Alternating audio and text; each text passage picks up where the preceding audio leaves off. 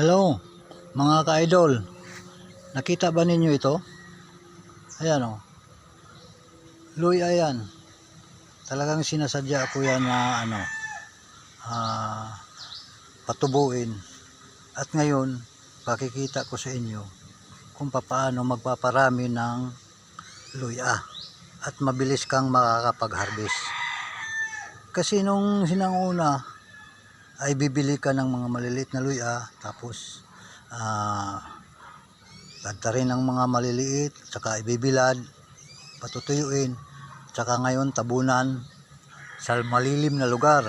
Pero ngayon mayroon akong ipakikita sa inyo, sa gustong magtatanim ng luya o kaya yung hindi man gusto, ay pwede rin na ituturo natin sa mga huling henerasyon, mga bata, para naman malalabanan natin yung kahirapan.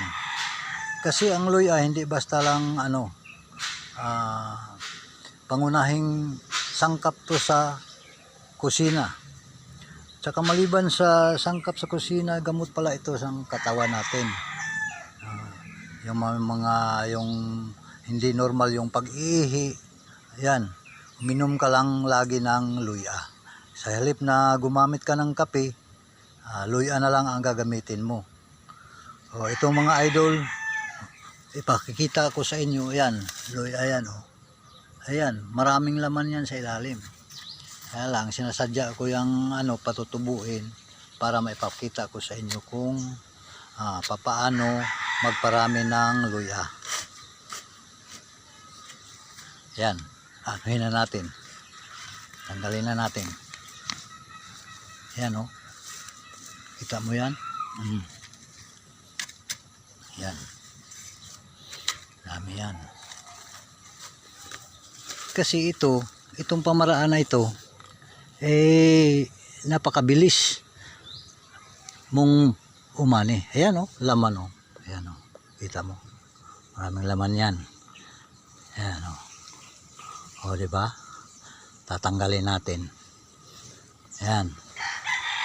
Saka i-ano natin. Ayan. Ayan. Ayan mga idol. Laman yan. Ngayon, ito ang hiwalayan natin. At ingatan mo lang konti yung ugat